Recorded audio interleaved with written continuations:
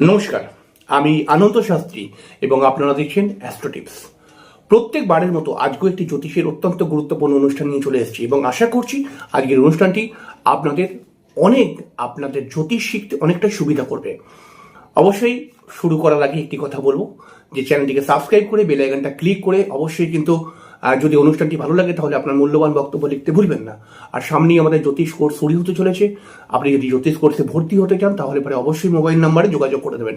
হ্যাঁ, আপনি যদি নিজের জন্মছক আমাকে দিয়ে বিচার করাতে চান বা বিবাহের জন্য জটক বিচার করাতে চান তাহলে পারে কিন্তু অবশ্যই বা জটক বিচার করতে চান অথবা কোনো গ্রহ প্রতিকার করতে চান, কোনো তন্ত্র প্রতিকার করতে চান, তাহলে আমাকে দিয়ে যদি করাতে চান তাহলে পারে কিন্তু অবশ্যই আমার মোবাইল নাম্বারে যোগাযোগ করে নেবেন এবং আমি আপনাকে সর্বতোভাবে সাহায্য করব যাতে আপনি নিজের সমস্যা থেকে বেরিয়ে আসতে পারেন। আর কথা বাড়াবো না, অবশ্যই আমরা অনুষ্ঠানে চলে আসবো। চলুন অনুষ্ঠানটিকে উপভোগ করি এবং অনুষ্ঠানটিকে দেখে কিছু শেখার চেষ্টা করি। নমস্কার, আজকে আমরা বাদক গ্রহ সিক্রেট এই বিষয়টাকে নিয়ে আলোচনা করব। জ্যোতিষের যারা স্টুডেন্ট, যারা জ্যোতিষ ধীরে ধীরে করে শেখার চেষ্টা করছে এবং আমার ওই ভিডিও দেখে আমার অনুষ্ঠান দেখে আস্তে আস্তে করে শিখছে, তাদের ক্ষেত্রে আমি বিশেষ করে বলবো আজকের অনুষ্ঠানটা কিন্তু তাদের জন্য খুব গুরুত্বপূর্ণ একটি অনুষ্ঠান। দেখুন, বাদক গ্রহ জন্মছকের মধ্যে একটা এমন গ্রহ হয় যেই গ্রহটা আপনাকে বারবার বিভিন্ন কাজে বাধা সৃষ্টি করে। বাধক স্থান এমন একটি স্থান হয় যেই স্থানের মধ্যে আপনার যদি কোনো ভাবের অধিপতি ওই বাধক স্থানে চলে আসে তাহলে সেই ভাবটাও অটোমেটিক্যালি বাধার সম্মুখীন হয়। এটা হচ্ছে বাধকের সব থেকে বড় ব্যাপার। বাধক গ্রহ আমাদের জীবনে ছোটখাটো বাধার সম্মুখীন করে এবং আমরা জানি আমরা প্রায় প্রত্যেকেই যে কাজই করতে যাই না কেন বা নানান বিষয়ের মধ্যে আমরা ছোটখাটো বাধা সবসময় পেয়েই থাকি। এই বাধক গ্রহটা কিন্তু লুকিয়ে লুকিয়ে চুপচাপ আমাদেরকে বিভিন্ন বাধার সম্মুখীন করে দেয়। আবার আমরা যখন একটু ডিপ অ্যাস্ট্রোলজির মধ্যে ঢুকবো তখন আমরা দেখবো একজন মানুষের মৃত্যু, একজন মানুষের দুর্ঘটনা, একজন মানুষের অনেক বড় ক্ষতি, এই সবের ভিতরে বাধক গ্রহ ইনভলভ থেকেছে এবং তখন কিছু কন্ডিশন অন্যরকম হবে। তবে আজকে আমরা সাধারণ দৃষ্টিকোণ থেকে বাধক গ্রহকে বোঝার চেষ্টা করব। তাহলে প্রথমে আমাদেরকে জানতে হবে বাধক গ্রহ কে কে বা বাধক গ্রহ কে। আসলে আমি দেখুন লিখেছি চর লগ্নের জন্য একাদশপতি বাধক হয়। চর লগ্ন কে কে? মেষ লগ্ন, কর্কট লগ্ন, তুলা লগ্ন, মকর লগ্ন, এগুলো হচ্ছে চর লগ্ন। এর জন্য একাদশপতি বাধক হয়। স্থির লগ্নের জন্য মানে বৃষ, সিংহ, বৃশ্চিক, কুম্ভ, এই লগ্নের জন্য নবমপতি বাধক হয়। আর দ্বিস্বভাব লগ্নের জন্য সপ্তমপতি বাধক হয়। দ্বিস্বভাব লগ্ন কে কে? মিথুন লগ্ন, কন্যা লগ্ন, ধনু লগ্ন, মীন লগ্ন বাধক হয়। তাহলে আপনার যদি চর লগ্ন হয় তাহলে চর লগ্ন মানে মেষ, কর্কট, তুলা, মকর, এর মধ্যে যদি আপনার লগ্ন হয় তাহলে আপনার একাদশ ঘরটা, 11th হাউস, এই যে একাদশ ঘরটা আপনার লগ্নের একাদশ ঘরটা বাধক ঘর হবে। আপনার যদি স্থির লগ্ন হয় তাহলে পারে আপনার কিন্তু নবম ঘরটা, এটা নবম ধরুন, এই ঘরটা কিন্তু বাধক ঘর হবে। যদি এটাকে আমি লগ্ন ধরি তাহলে আপনার অন্য কোনো লগ্ন হতে পারে, আপনার লগ্ন থেকে নবম ঘরটা। তাহলে বাধক কেস কে হবে? এই ঘরের মালিক, এই ঘরের মালিককে বৃহস্পতি, আর বাধক স্থান হচ্ছে এই ঘরটা। ঠিক আছে।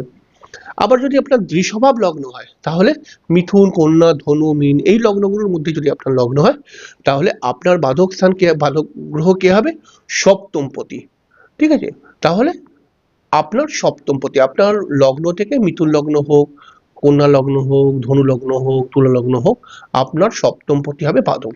তাহলে সেই সপ্তমপতি হচ্ছে বাধকেশ আর সপ্তম ঘর হচ্ছে বাধক স্থান।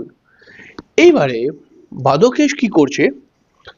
যদি কোনো ভাবের অধিপতি, যদি কোনো ভাবের অধিপতি এই বাধক স্থানটার মধ্যে চলে আসে, অর্থাৎ আপনার মিথুন, কন্যা, ধনু, মীন লগ্ন, আপনার সপ্তম স্থান হচ্ছে বাধক স্থান, আপনার এই বাধক স্থানেতে কোনো ভাবের অধিপতি চলে এসছে, অটোমেটিক্যালি সেই ভাবটা বিভিন্ন বাধার সম্মুখীন হবে। মানে যেই ভাবের অধিপতি চলে এসছে সেই ভাবটা সেই ভাবটার ফল পেতে আপনাকে বিভিন্ন বাধার সম্মুখীন করিয়ে দেবে এই বাধক স্থানটি। আবার ধরুন মনে করা যাক চর লগ্ন আপনার, তাহলে আপনার একাদশ স্থানটি বাধক স্থান। তাহলে মেষ, কর্কট, তুলা, মকর এর মধ্যে কোনো একটা লগ্ন আপনার। এবার আপনার একাদশ স্থানের মধ্যে যেই গ্রহ চলে এসছে সেই গ্রহের ফল পেতে আপনি বিভিন্ন বাধার সম্মুখীন হবেন। এবার এখানে একটি বিশেষত্ব ব্যাপার কিন্তু খেয়াল রাখতে হবে স্থির লগ্নের ক্ষেত্রে। দেখুন স্থির লগ্নের ক্ষেত্রে শাস্ত্র বলেছে নবম ঘর বা নবমপতি হচ্ছে বাধক, কিন্তু আবার আমরা উল্টো দিক থেকে যদি দেখি তাহলে নবম একটি খুব শুভ কোন স্থান। তাহলে নবম ঘরের বাধক, নবমপতির মানে স্থির লগ্নের যে বাধকপতি বা বাধকেশ, স্থির লগ্নের জন্য নবমপতি বাধকেশ, তাহলে স্থির লগ্নের জন্য নবমপতি যেহেতু একটি শুভ গ্রহ, তাই সেই বাধকেশের তাহলে বাধক গ্রহটা কি হচ্ছে, একে তো বাধক গ্রহ সে, অন্যদিকে একটা সব থেকে সুন্দর মানে ভালো স্থানের গ্রহ। তাহলে এই বাধক গ্রহটার মধ্যে বাধকত্ব দোষ কিছুটা কম হয়, তবে এর মধ্যেও কিন্তু 50% বাধক দোষ আর 50% ভালো গুণ থাকে। এই গ্রহটাও কিন্তু সমস্যার মধ্যে ফেলে, বা এই নবম স্থানে অর্থাৎ স্থির লগ্ন যদি আপনার হয়, আপনার যদি নবম স্থানেতে কোনো গ্রহ চলে আসে তাহলে অটোমেটিক্যালি দেখবেন যেই গ্রহটা চলে এসছে সেই গ্রহটা যেই ভাবের অধিপতি সেই ভাবটা মিরাগেল ভাবে বাধার সম্মুখীন হচ্ছে। তবে একটা কথা মাথায় রাখতে হবে, বাধকেশ কিন্তু আপনাকে বাধা তো দিতে পারবে, বাধকেশ আপনাকে বাধা দেয়, কিন্তু বাধকেশ আপনার ভাগ্যকে পরিবর্তন করতে পারে না। কিন্তু একটা কথা সবসময় মাথায় রাখতে হবে, বাধক এই যে চর লগ্নের জন্য একাদশপতি বাধক, তাহলে আপনার যেই লগ্নটাই হোক মেষ, কর্কট, তুলা, মকর, আপনি লিখুন যে আপনার একাদশপতি কোন গ্রহটা। মনে করা যাক শনি লিখলাম, স্থির লগ্নের জন্য নবমপতি বাধক গ্রহ। তাহলে আপনি লিখুন আপনার যদি স্থির লগ্ন হয় বৃষ, সিংহ, বৃশ্চিক, কুম্ভ লগ্নের মধ্যে যে কোনো একটি লগ্ন হয়, তাহলে আপনার নবমপতি কোন গ্রহটা লিখুন। আপনার যদি দ্বিস্বভাব লগ্ন হয় মিথুন, কন্যা, ধনু, মীন, আপনি লিখুন আপনার সপ্তমপতি বাধক, তাহলে আপনার সপ্তমপতিটা আসলে কে। এবার দেখুন এই গ্রহগুলো যেইভাবে আপনার চলে গেছে, আপনার 12টি ভাবের মধ্যে কোনো না কোনো ভাবের মধ্যে আছে, এই গ্রহগুলো যেইভাবে চলে গেছে সেই ভাবের ফল পেতে আপনাকে বেশ কিছুটা সমস্যায় ফেলবে, বা সেই ভাবের ফল অতটা উৎকর্ষিত হবে না, বুঝে গেল, অতটা সুন্দর হবে না। এবার ধরুন একটা উদাহরণ দিই, ধরুন একটা উদাহরণ দিচ্ছি, ধরুন কারুর কন্যা লগ্ন মনে করা যাক। এবার কন্যা লগ্নের বাধকপতিকে বৃহস্পতি, অটোমেটিক্যালি তাহলে এই বৃহস্পতি মনে করুন কন্যা লগ্নে এসে গেছে। এবার আমরা যদি দেখি লগ্নের মধ্যে বৃহস্পতি সুস্বাস্থ্য তৈরি করে, লগ্নের মধ্যে বৃহস্পতি একজন মানুষের মধ্যে জ্ঞান দেয়, একজন মানুষের মধ্যে আদর্শ দেয়, একজন মানুষের মধ্যে আর্থিক উন্নতিও দেয়, একজন মানুষের মধ্যে সম্মান নিয়ে আসে, একজন মানুষকে অনেকটা সে সুপরামর্শদায়ী হয়ে যায়, মানে মানুষকে উপদেশ দিতে ভালোবাসে। কিন্তু যেহেতু এই কন্যা লগ্নের জন্য ওই বৃহস্পতি গ্রহটি বাধক গ্রহ, এই গুণগুলো কিন্তু চট করে দেবে না। তাই আপনি দেখবেন কন্যা লগ্নের যদি মধ্যে বৃহস্পতি থাকে, তাহলে এমন কন্যা লগ্নেরদেরকে দেখবেন যে সবাই কিন্তু জ্ঞান, আদর্শ বা সুপরামর্শদায়ী, বুদ্ধিমান, তো এরকম হয় না।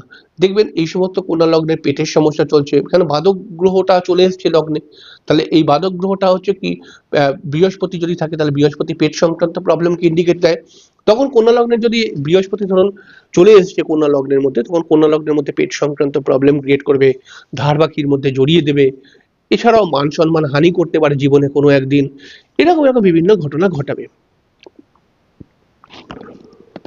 সবসময় খেয়াল রাখতে হবে বাধক স্থানে যদি কোনো গ্রহ চলে যায়, এটা যদি কোনো গ্রহ কোনো ভাবের অধিপতি যদি বাধক স্থানে চলে যায় তাহলে সেই ভাবটা ডিস্টার্ব হয়ে যাবে। আবার মনে করতে হবে কোনো বাধকেশ যদি কোনো ভাবে চলে আসে তাহলে সেই ভাবটাও অটোমেটিক্যালি ডিস্টার্ব হয়ে যাবে। এইবারে যেহেতু স্থির লগ্নের জন্য নবম ঘরটি বাধক, স্থির লগ্নের জন্য নবম ঘর ভালো বাধক, কিন্তু নবম পতিটা হচ্ছে স্থির লগ্নের জন্য একটি শুভ গ্রহ, কিন্তু আলটিমেটলি তো একটা বাধক স্থান। তাই স্থির লগ্নের জন্য দেখবেন কোনো গ্রহ যদি স্থির লগ্নের নবম স্থানে চলে আসে তাহলে গ্রহটা কিন্তু খুব একটা খুশি থাকে না। এটা আপনি প্র্যাকটিক্যালি দেখবেন যে গ্রহটা খুশি থাকে না এবং গ্রহটা তার নিজস্ব ঠিকঠাক ফল দেয় না, এরকম ব্যাপারটা কিন্তু মাথায় রাখতে হবে। দেখুন, সপ্তম ঘরটির মধ্যে মারকত্ব দোষ রয়েছে, সপ্তম ঘরটির মধ্যে মারকত্ব দোষ রয়েছে। আমরা এই বাধক গ্রহের বাইরে গিয়ে একটি কথা বলছি, সপ্তম ঘরটির মধ্যে মারকত্ব দোষ রয়েছে, কারণ সপ্তম ভাব দ্বিতীয় সপ্তম আলটিমেটলি একটি মারক স্থান বলা হয়েছে শাস্ত্রে। এবারে সপ্তম স্থান একটি কেন্দ্রস্থান, সপ্তম স্থান একটি কেন্দ্রস্থান, আবার সপ্তম স্থান একটি মারক স্থান, মারক স্থান। তাই এখানে খেয়াল রাখতে হবে, সপ্তমে যদি কোনো গ্রহ চলে আসে, যতই পজিটিভ গ্রহ হোক আপনার জন্য, ধরুন একটা উদাহরণ দিই, ধরুন ধরুন কারো সিংহ লগ্ন, মনে করা যাক রবি তার লগ্নপতি, সে সপ্তমে চলে গেছে, হতে পারে এরকম।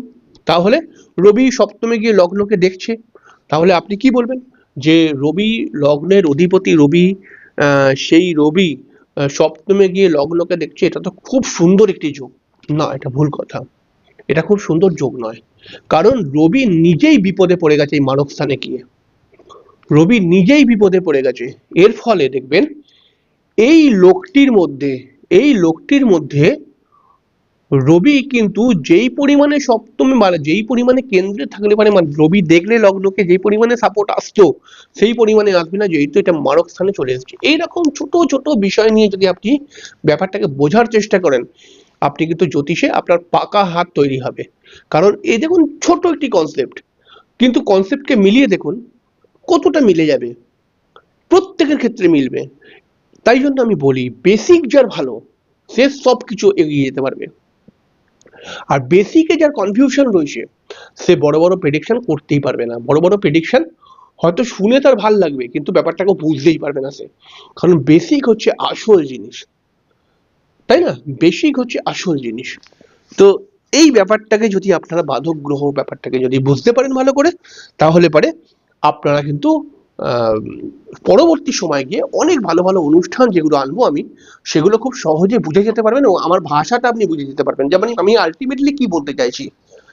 তো যাই হোক, আজকের অনুষ্ঠানটা এখানে শেষ করবো, পরের দিনকে আবার দেখা হবে, ততক্ষণের জন্য নমস্কার।